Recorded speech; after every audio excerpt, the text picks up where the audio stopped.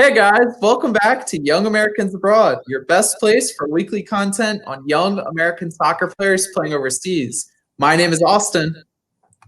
And my name is Patrick. And guys, welcome to our show.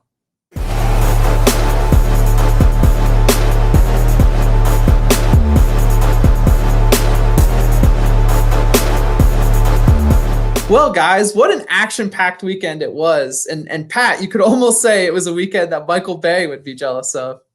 Yeah, I guess if you compare the American soccer players to some of those thriller and action movies, I mean, pretty hard to, not think that Michael Bay would, sit the entire weekend and watch all those, games. I agree. A little less fireworks, but we did have a lot of goals. We also had some assists. And just some big performances for their teams. We had a lot of YAAs that were doing great things this weekend. It was really good to see. It's good to see no injuries too. I don't think any of our players got injured this weekend, which is always a plus. Yeah. Knock on wood, fingers crossed there, and just some good momentum heading in kind of spring and summertime, where we still have a lot of action there for the national teams. So. Austin, I guess to lean into it, an American over in the Premier League with an emphatic brace and a victory there in London. Yeah, and today we also have to talk about a YAA seeing their transfer value rise with yet another goal this weekend. And we have an American defender making history in Serie A. So all that and more in today's episode. All right, guys, and to start off this action-packed episode, we're headed over to London to talk about Christian Pulisic. And Austin, he had quite a performance against Crystal Palace there, an emphatic 4-1 win. And he was named Chelsea's man of the match. Clearly he was one of the most dangerous players on the pitch. Things were just clicking for Chelsea. And, he had his magic there in the 10th minute, powered home a shot, I think, from the left edge of the box. I believe it was Havertz that got him, the ball in, and he was just kind of sitting in between the defenders there, found the space, and just ripped it. Pure, just that pure just anger, just when you kick the ball as hard as you can. Maybe he's thinking of a target, somebody he really dislikes, and he just kicked the ball as hard as he could right into the back of the net. But it was awesome to see. And then late in the game too, he had snagged that second goal from the left side as well in the 78th minute. They already controlled the game, but I mean, he just looked so confident, energetic. You could just see how happy he was and thrilled. And again, like Austin alluded to at the beginning here, no injuries. I'm knocking on wood to my right here. I'm keeping the fingers crossed. But what a day, Austin, for Christian. Yeah, and it's come off of some really good performances as of late from him. And it just it felt so good to see him, get this brace, feel vindicated with a lot of the criticism he's faced over the past few months. And Chelsea on the whole day just had a really easy time with Crystal Palace. And Christian was such an integral part in, their good performance. So it's just, it's good to see. It feels like everything's right in the world again with him, being at the forefront of their attack.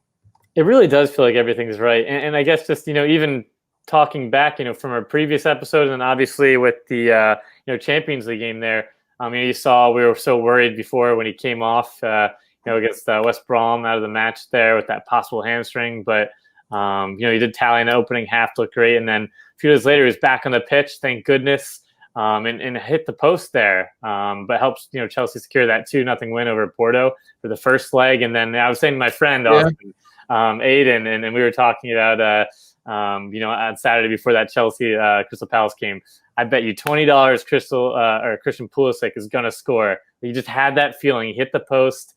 He's getting his fitness is back. He's getting that confidence, and you could just tell. And it wasn't just one, it was two. So like you said, everything just seems right in the world right now. So did you get $40 then, right? You said you bet 20? That's right. That's right. Money-making machine, Austin. Oh, there you go. Thank you, Christian.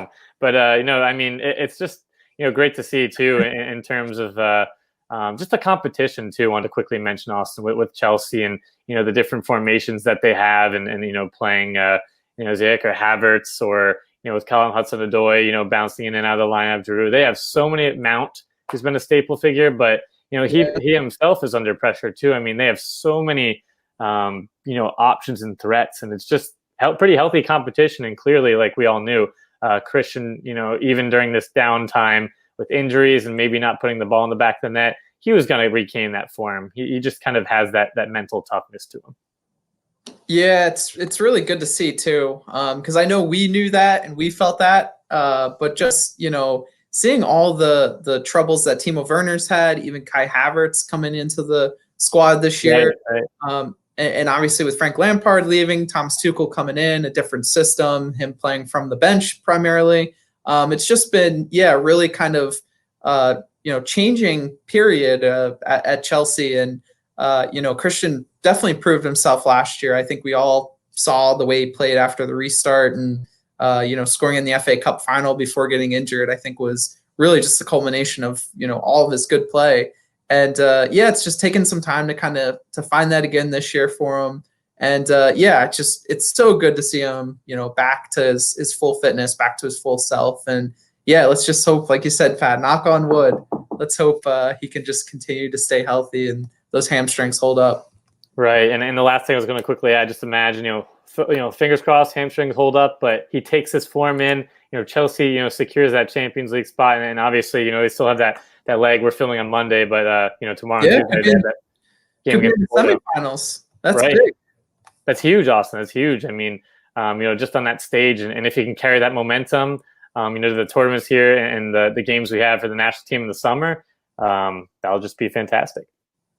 Yeah. Even though we don't have the Olympics, I had to bring it up one episode.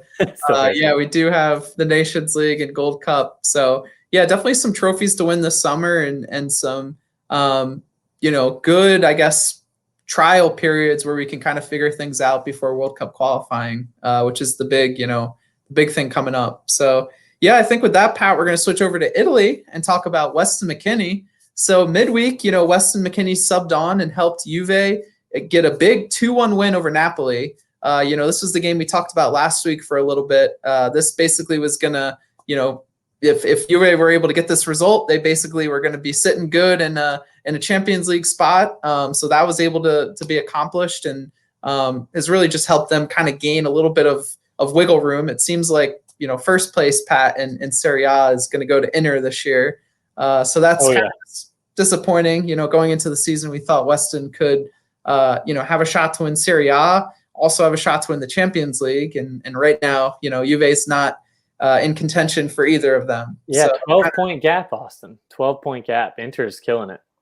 Yeah, Inter's, to be fair to them, they've deserved it. They've been the better team this year. But this weekend, Wes McKennie was on the bench, so a little disappointing again, but was able to come on, played the final 22 minutes, and actually scored a goal for Juve in that 3-1 win over, I believe it was Genoa, right, Pat?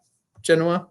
Right. It was either Genoa or I think it was, or Bologna, I think. Yeah, it was Genoa. You're right. It was Genoa. Yeah, I want to say Genoa because who was it? Roma played Bologna, right? Right. Yeah. Getting ahead of myself. So it was a great goal from Weston. He really did a great job curving his run to stay on sides.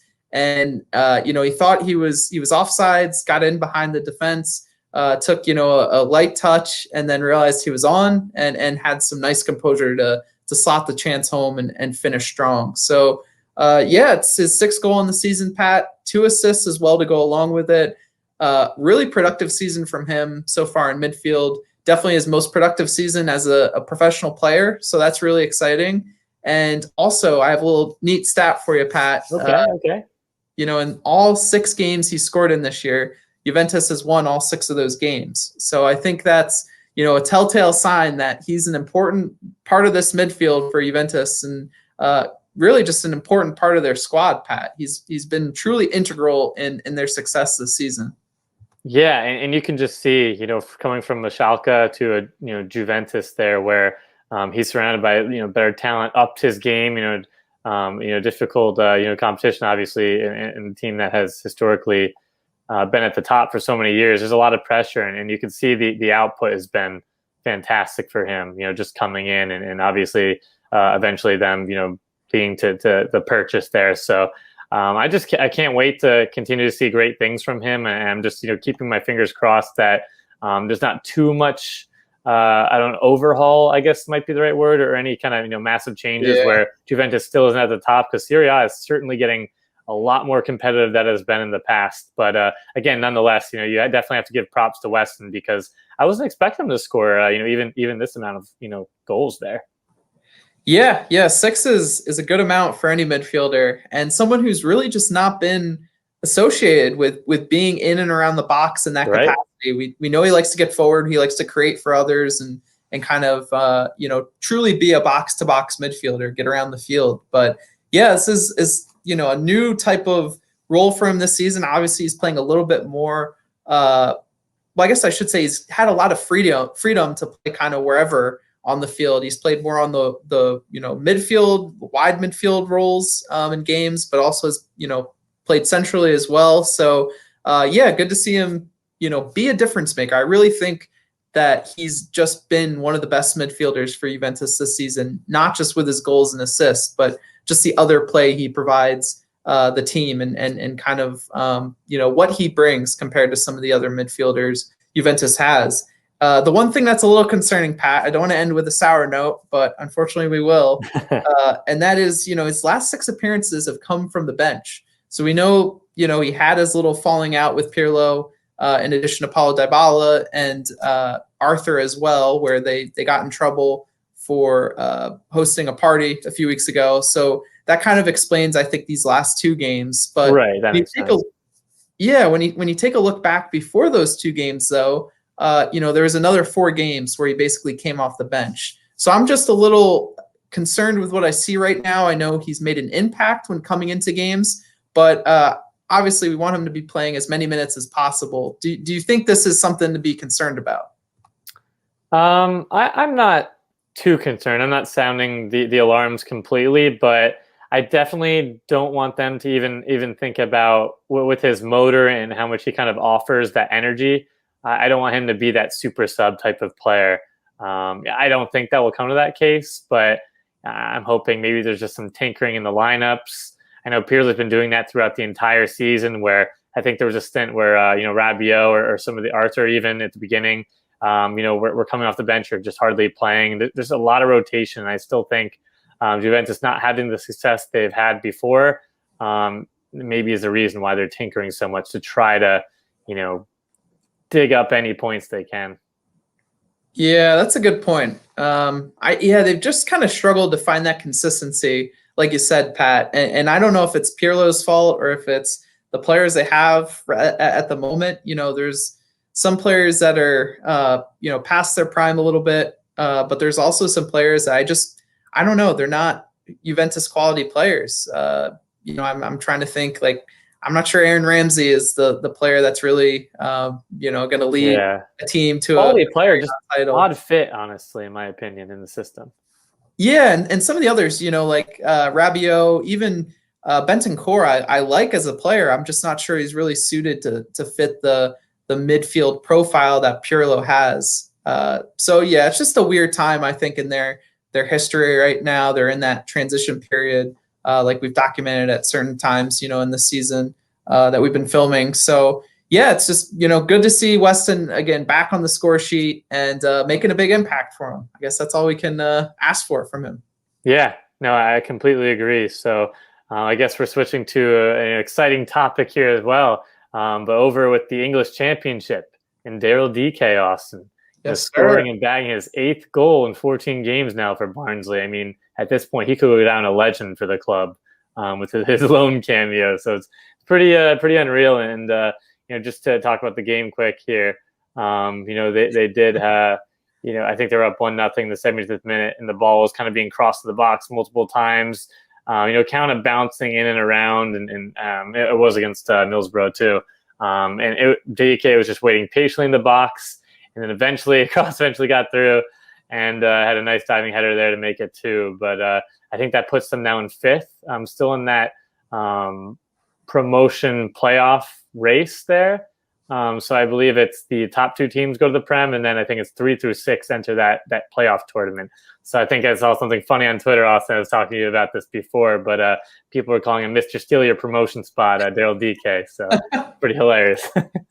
Yeah, that's a good one. When you talked about him scoring earlier, I was going to say, I love America. Like fan that they keep using in all their tweets. Oh, yeah, that's so funny. All the people reply with. So, yeah, I mean, it's awesome to see Daryl, have this big impact right away in the championship. Yeah, I just think, we talked about it last episode, kind of where does he go after the season? And Orlando City are pretty confident they're going to get, a big price tag for him and a nice transfer fee. I think, Pat, you heard today Don Garber say what? That he basically said that. Yeah, Don Garber. Yeah, good point, Austin. He was on that media call saying, DK is at least that $20 million player, going beyond Alphonso Davies even, which is unreal to think. I think you brought up what's his value, Davies' value now? Yeah, I don't know if he was meaning Davies' current value, but his current value is $82 million. So I don't know if Daryl Dike's transfer value will ever be that high. I think, to be honest, Davies might even be younger than him right now, which is kind of crazy.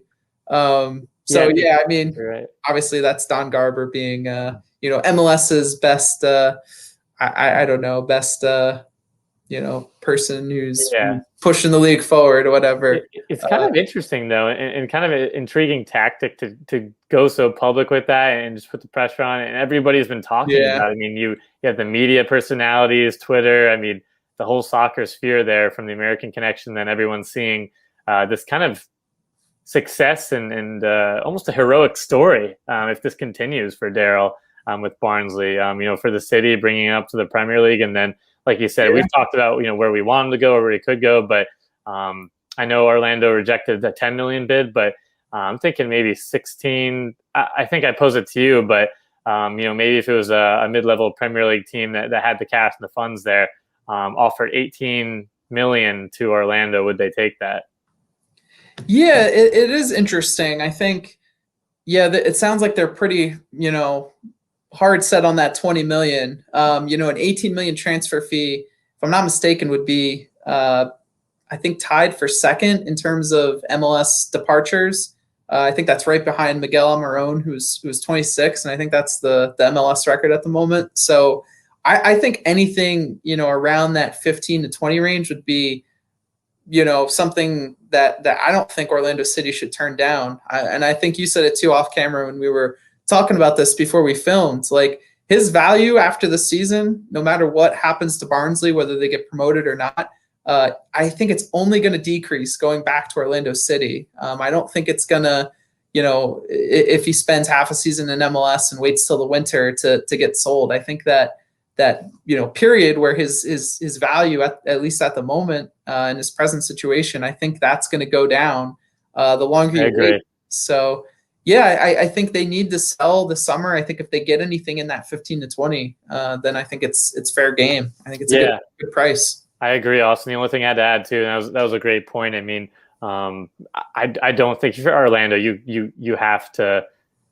I'm sure there's offers coming in right at this moment, or maybe in the next few weeks, or what have you not. But before the end of the loan spell there, I mean, you have to, like you said, Austin, if he has even a decent season there, or again, maybe it's just the maybe not scoring or getting the output he was here in the championship, and that push to the Premier League, and that's kind of key too. I think all eyes are on those teams going up to the Premier League. That's a huge cash bonus and revenue bonus for those teams, and with the media even over there in a second division, but just as somebody that feeds into the Premier League, I think is so important. So I think Orlando has to get a deal done. Yeah, and I think also looking at some of the other transfers that have taken place over the past few years, I did a little research into it, Pat, but looking at a player like Ollie Watkins, obviously he's an English player, so I understand how his price tag was so high, but Brentford sold him for $33 million to Aston Villa, and he's had a great season this year. So I think, the money is there in the championship. You also see Neil Maupay, another player from Brentford, who got sold to Brighton for $24 million. Oliver McBurney also got sold to a Premier League club. I want to say it was Sheffield United at the time from Swansea. Oh, okay. For $21 million. So there is a market there for especially Premier League teams looking to buy championship players at that striker position. So I think I honestly don't think it's out of the realm that a Premier League team will come in from in that range that we just talked about, Pat, that 15 to 20 million range. And I think it's really just going to be on Orlando City to kind of weigh those positives and weigh those negatives, kind of like all teams do, and make the best decision for them. Yeah, no, I think you put it there perfectly. I guess just all the best to DK here moving forward, and continue that Cinderella story and become that, get that statue, become that legend for Barnsley. Even if you don't go back ever again. Yeah, very true. It's got to be cool to have just that much success right away. I think that would be a pretty cool experience. So with that, I want to move on to our next player for today, and that is Gio Reyna. So Gio started and played 79 minutes for Dortmund, and also got an assist on their first goal of the day. So the assist came from him basically squaring a pass that came to him right to Jude Bellingham, and it was a nice shot from Jude. And then also on the second goal, he had some great involvement on the right wing, kind of getting that pass to the assist and kind of setting up a really nice run of play there to give Dortmund their second goal. And Dortmund ended up going on to win this game 3-2. And again, Pellegrino Materazzo's Stuttgart side really proved to be a tough test for Dortmund. Earlier in the season, if you don't remember, they actually beat Dortmund. I believe it was 5-1, Pat. And it also was the game where Lucien Favre got fired after it. So, Stuttgart's been a really tough opponent all season. And I think you got to give a lot of props to that American manager over there. And again, going back to Gio, in this game, he played honestly some of the best soccer football that he's played in the past few games. This is, I should say, it's just come to a point in the season for Gio where things haven't been as easy for him. He's having to kind of learn from, things just, it seems like he's kind of in a lull at the moment. And he's not getting the opportunities to, set up players that he had earlier in the season. I just think it's kind of that growing pains that we saw with Christian Pulisic. He's experiencing now, himself at Borussia Dortmund. So, just good to see him, register an assist. I think it will just help, ignite that fire in him again and kind of kickstart his season a little bit. And also, Dortmund need to kind of, seize the moment almost. They still are active in 3 different competitions at the moment. They go up and face Man City, this week, I think on Wednesday, down 2-1, which honestly, Pat, is kind of a travesty for them because they really should be up 2-1 or right. tied 2-2 based off that Jude Bellingham horrible decision by the ref. They've got a lot of competitions left, a lot of games to play. They're also right now sitting in They're sitting in 5th, 7 points back from 4th. So obviously 4th is the Champions League spot, 5th is Europa League position. So they really need to kind of, win their last 6 games here to really kind of have a fighting chance to have Champions League football for next year. And they're also in the DFB Pokal. So, there's a lot of games left to play, Pat. It was definitely a turnaround of performance for Gio Reyna, Austin. Again, I know, best game of the season was thrown here or there, or, definitely just vast improvement in my opinion. I don't think obviously you could compare. I know we were talking before, you mentioned the 3 assists, but nonetheless, I think it was just a good refresh where Gio went into the U.S. camp and, coming back here. Dortmund's been struggling all year. The point gap, again, like I said, is pretty big, but, hopefully the refs not to, again, I'm not a ref criticizer all the time, but that Man City, first leg, that was certainly pretty controversial in my opinion. So hopefully, Gio can make a big impact there and help Dortmund overcome against a really quality team. But nonetheless, it's just good to see the young guy getting out of that tough time, because all players go through that. You've seen it. We're talking about with Christian, a lot of other players, and now it just seems like this past weekend has just been that turnaround for everybody. Yeah, it happens, and it's hard to really quantify too, because he's had some good moments where he's looked comfortable, but then there's been times where he's given the ball away. He hasn't been as effective in the final third, but I think it also comes back to some of the players just not really finishing the chances that have been created. To be completely honest, I think that Dortmund team is really struggling to score. Sans Erling Haaland, and it's just tough. They've had their own growing pains this year as well. So I think he's got a lot of opportunities left, and he'll just have to take them going forward this season. So I think now, Pat, we'll switch to our final player for today, right? That's right. And that was a perfect segue, Austin, just in terms of young player taking his chances, getting those opportunities. And we're going to switch over to Serie A and Roma with Bryan Reynolds.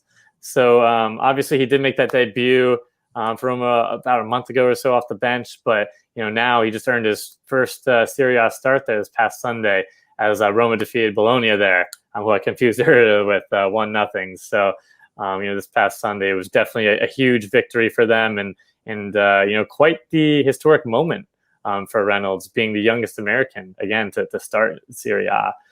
So again, it's with the second leg of the UEFA Champions League quarterfinal tilt against Ajax coming up, Thursday.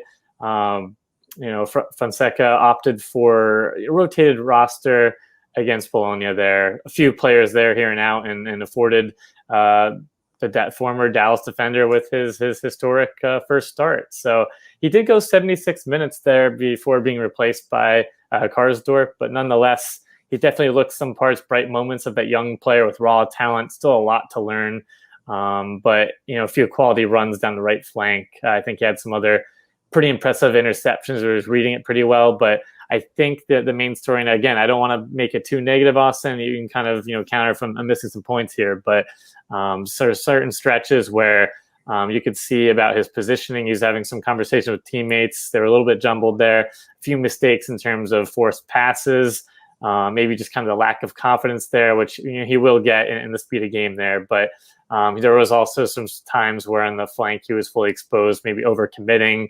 Played kind of more in the middle of the field there and left some gaps. So again, I don't think I'm extremely concerned, but I would have hoped for a little bit more of an improved performance there. But again, that's just putting pressure on such a talented kid who, again, didn't really, it's not like he had 2 or 3 years, Austin, where he was a full starter for Dallas. He went over there, pretty little experience, right into the huge league here with Serie A. Yeah, and I think it's something to say him just getting time on the field. I think it's pretty well documented that Roma are a more senior squad this year. They're also a team that doesn't really seem to play too many young prospects, and I think Bryan Reynolds getting this opportunity is a good example of them seeing him as a valuable option and someone that they're actually confident in giving minutes to. So I think honestly that's a big part of this and something that we should be excited about. I was in agreement with you, Pat. I don't think his performance this weekend was that great. To be fair, though, I don't think Roma's performance on the day was that great. I think they kind of got lucky or took advantage of a situation to get that goal on the counter. And it just didn't really seem like they were going to score at any other point in the game. Maybe they had a few other chances here and there, but they never really seemed truly in control of creating a bunch of scoring opportunities. This wasn't a slaughter by them by any means. So I just think looking at the way they play too, I just think they don't really do a great job of utilizing their wing backs. I know Bruno Paris got involved a lot more than Bryan in this game in some of the play going forward, and also kind of came inside at moments and really seemed like he got involved in the game a little bit more than Bryan. Where Bryan is someone that likes to get involved in a different way. He really likes to get in behind, put in crosses into the box.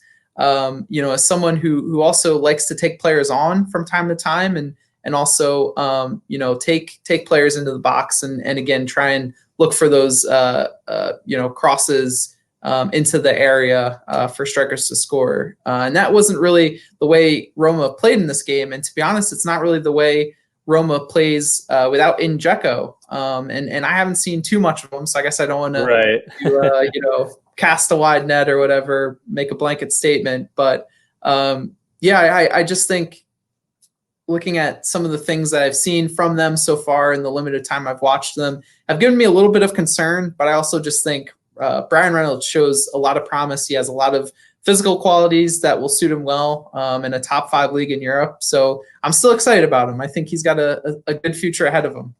Yeah, I agree. And even the coach mentioned, obviously, there's some nervy moments, anxious for the first full start there. And he still, I think he mentioned too, I don't have the exact quote, but, still very confident, Bryan will pick it up, continue to do well. And by no means, he mentioned this was a bad or, a poor performance. He thought, Reynolds did make a bit of an impact there, and they did get the win. So, yeah, like you said, I mean, he's such a young player with so much room to grow, so much time to grow. We have to be patient, and not all players are going to develop at that same time. And we've had these tremendous stories with, could name all the players. I won't go through all of them, but we talk about them every week. But you know what I mean, where there's certain players maybe that take some time and develop into the system. So I think we just have to be really patient, like you said. There've been some reports too with 3 out of the back. Roma's playing. They're not having the best season, and they're definitely struggling in terms of getting the tactics or the formation there. They've switched between a few with the back 3, but I've heard a lot of complaints on that. So I know they had 4 previously, but the manager's name's escaping my head, but I know he's really enforcing that back 3, and then that's kind of his philosophy. With some of those wing backs higher up. So. We'll kind of have to, continue to see, and maybe, Roma will award Reynolds with some more chances here. Yeah, and they're still in the Europa League as well. So I believe they play. It's not Arsenal. That's a good point. Yeah, they play someone. I want to say Ajax, maybe. Sorry, I should have looked. I think it is Ajax. It is Ajax. Okay, yeah. So they play Ajax in the Europa League. That also contributed to this game as well. I guess we should say too. They did rotate a lot of their players. That's right. So yeah, I mean, if they make it to the semifinals, they're up 2-1 aggregate. The next leg is Thursday. Okay, so if they make it to the semifinals, then hey, maybe we get to see Bryan Reynolds play again next week in Serie A. So yeah, I'm just excited. I think Roma's a great landing spot for him. I think with Juventus, he would have just been on loan to another Serie A team. So, I like it. I think, I guess with that, Pat, we're going to end this part of our episode today, and we'll head over to Quick Kicks. All right, everybody. I think, at this point, it's all of our favorite time of the show, hopefully, but it's none other than Quick Kicks. So you could test Dwayne Miller. It's Altidore over the wall.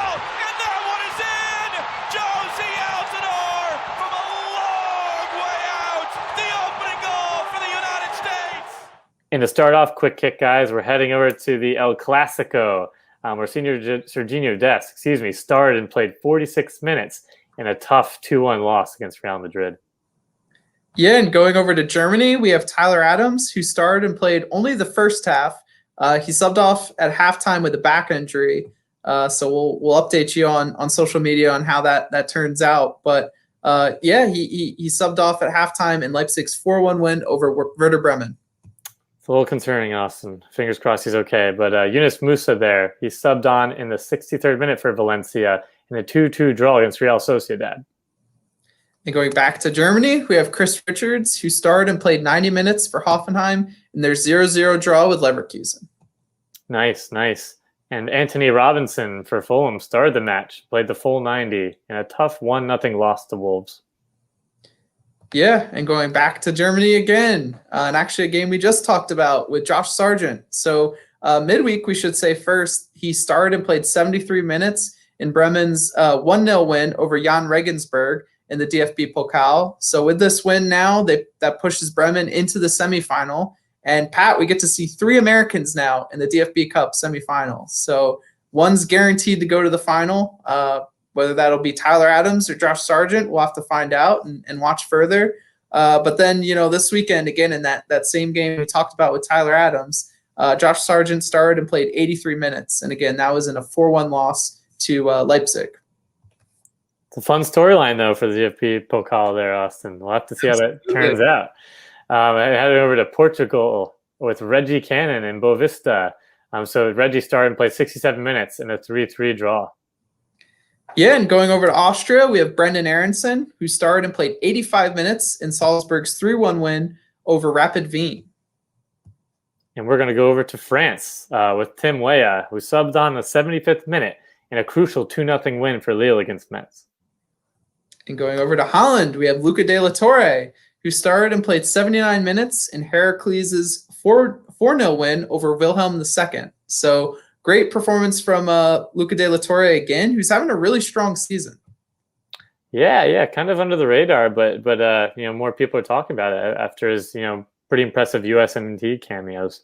But yeah, with Conrad de la Fuente, he started the full 90 for Barca B in a 2-1 loss, but he did pick up an assist. Yeah, it was a pretty simple assist too, but nonetheless, it was good production. Yeah.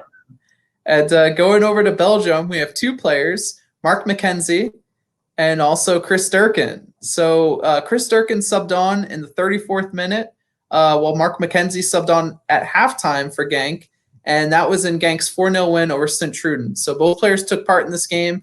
I got up Sunday morning, Pat, excited to watch both of them, start the game. And unfortunately, they didn't. So I went back to sleep. And then, of course, they both subbed on early in the game. So what odd times to sub. Yeah, who would have thought it?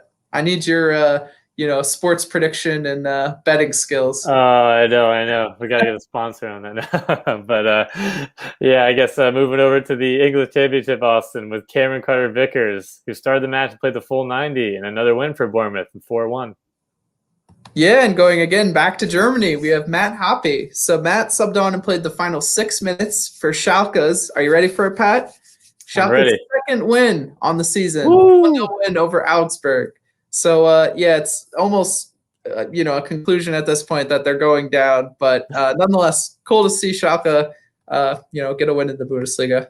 Probably the last one in a long time. Oh, that's rough, Austin. But win's a win. But we have Eric Palmer-Brown. I'm going to get this right, guys. It's, Austria Wien. He started and played the full 90 in a 1-0 loss. So I know I mixed up the countries last time. So. Yeah, and going again back to Germany, we have Malik Sanogo, who scored 2 goals and had an assist for Union Berlin's U19s in a friendly that they took part in this week. So, we want to keep an eye on Malik because he's someone that we think is going to be, a big part of our future going forward. So good to see him continuing to score goals and do big things. Couldn't ask for anything more there, Austin. And we're going to go over to Nottingham Forest with Alex Mighton, who started the match and played 88 minutes in a 0-0 draw against Bristol.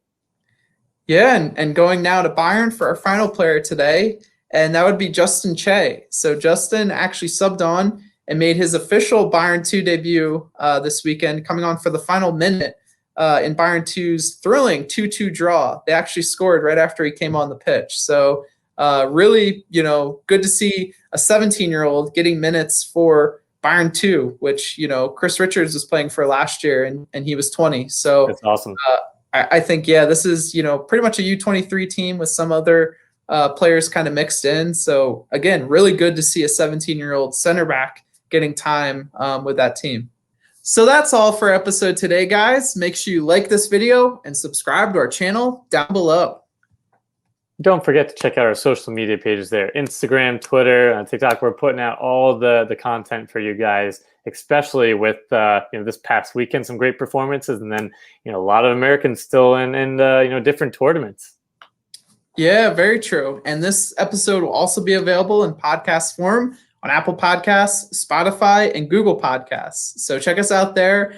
Leave us a rating, rate our show, leave us a review.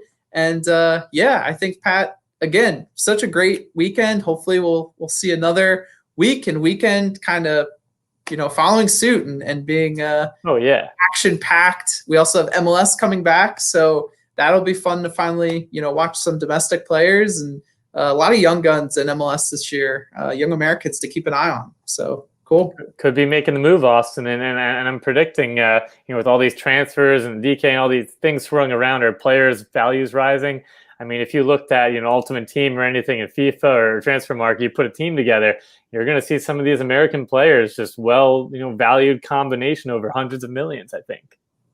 Yeah. I don't want to pose this question at the end of our show, but it's really interesting to think about if any of our players will ever be ranked over $100 million on Transfer Market. That'd be a pretty cool, milestone moment. So I think, Pat, if that does happen, and I think it will happen, Pat, with the quality we have. That's right. The vast quality we have, it's all leading to one thing, and that is one day we will win the World Cup.